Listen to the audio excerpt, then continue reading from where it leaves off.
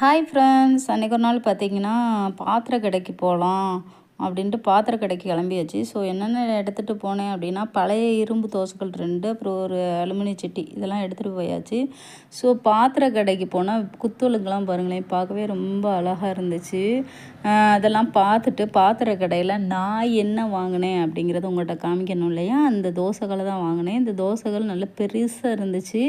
அது மாதிரி அதோடைய சைடில் அந்த வித்து வந்து ரொம்ப பெருசாக இருந்துச்சு. அப்போ தான் அது வந்து கல் ஒட்டாது அப்படின்னு சொன்னாங்க. ஸோ அதனால் வாங்கிட்டு வந்திருக்கோம். இது ப்ரைஸ் ₹560. பழசெல்லாம் போட்டுட்டு இந்த தோசைக்கல் வாங்கியிருக்கோம்.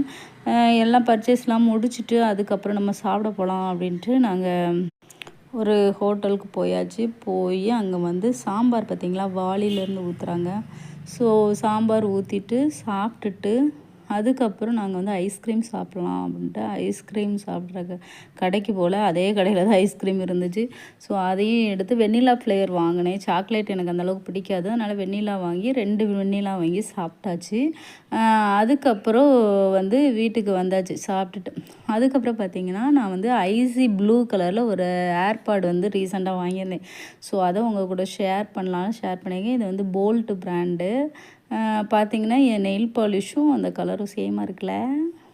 பாய் ஃப்ரெண்ட்ஸ், யூ அடுத்த வீடியோவில் பார்க்கலாம். பாய்.